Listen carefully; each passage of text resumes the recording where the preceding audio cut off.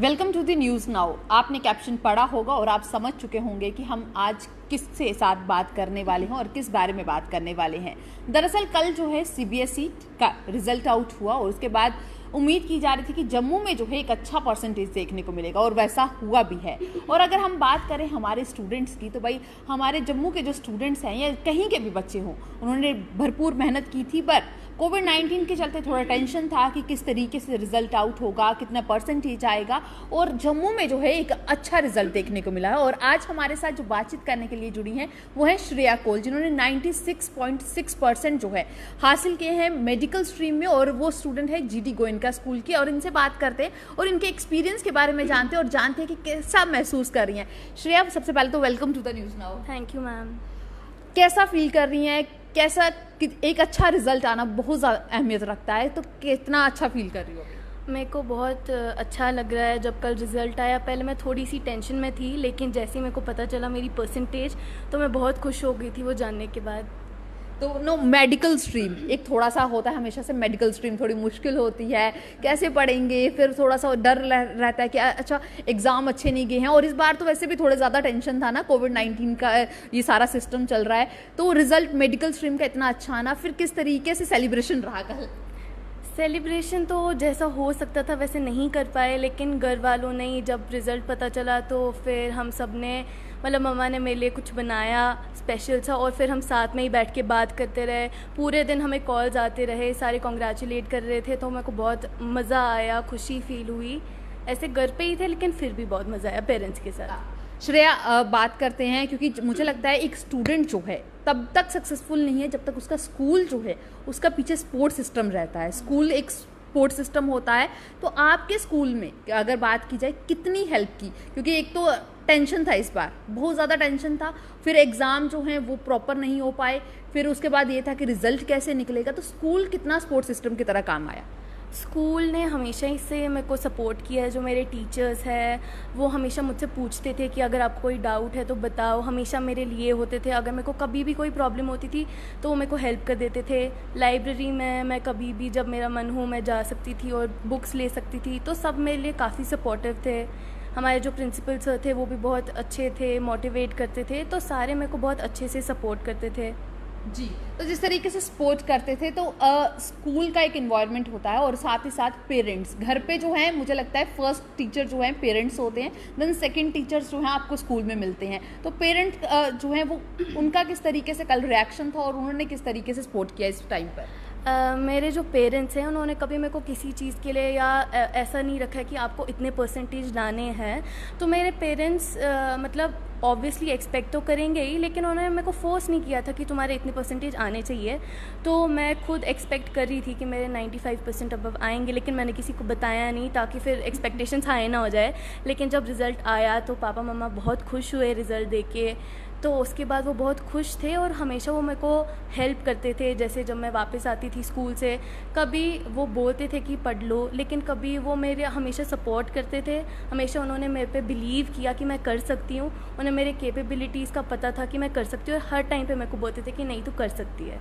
इसीलिए मैं इतना अच्छा परफॉर्म कर पाई। तो आपने अच्छा परफॉर्म किया है और नाउ अब नेक्स्ट लेवल की तैयारियां जो हैं कि अब, क्योंकि बच्चे जब 10th का एग्ज़ाम क्लियर करते हैं, नाउ उनकी तैयारी फोकस होता है कि 12th के बाद उन्हें क्या करना है। नाउ अब आपका फ्यूचर में क्या प्लान है कि आप क्या करने वाली हैं, और साथ ही साथ जो एक सिस्टम रहता है कि क्या क्या चीज़ें रहेंगी, तो किस तरीके से वो सारी चीज़ें मैनेज करेंगी?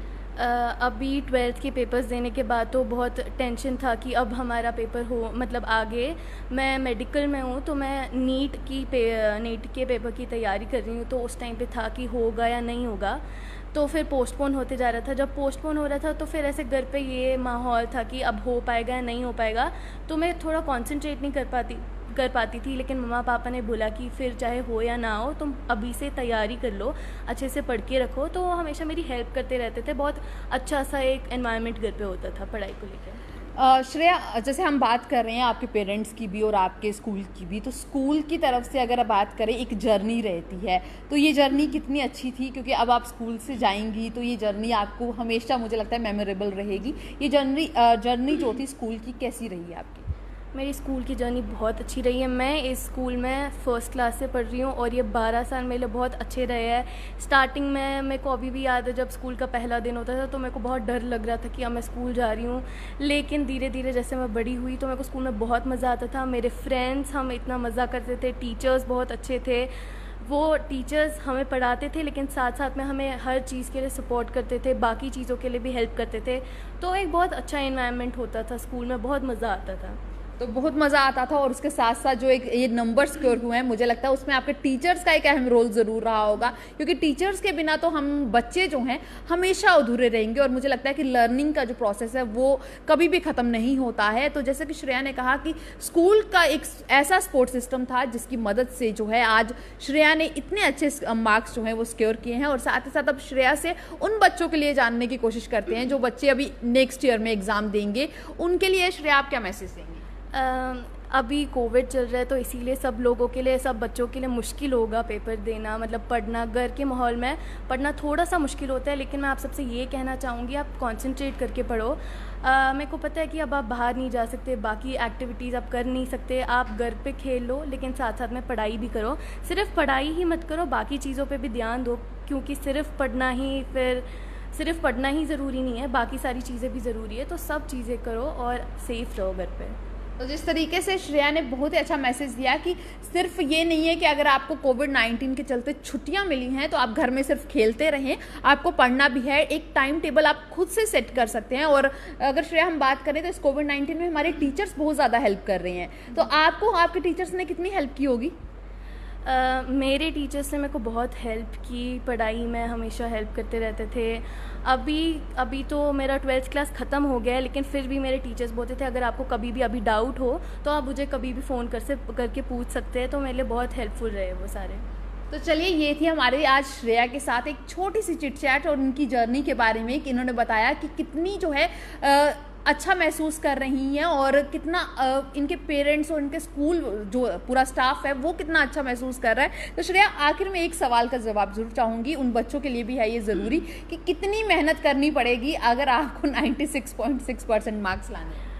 सबकी मेहनत का तरीका अलग होता है, कोई पर्टिकुलर चीज़ नहीं होता सबके लिए। बस ये है कि आप हार्ड वर्क करो, आप जितनी भी देर पढ़ रहे हो आप कंसंट्रेशन से पढ़ो, अटेंटिव रहो क्लास में या घर पे जहाँ पे भी आप पढ़ रहे हो, अटेंटिव रहो, कंसंट्रेशन से करो। आप अपना, अगर आपको मन नहीं कर रहा है पढ़ने का तो आप उस टाइम पे पढ़ाई मत करो।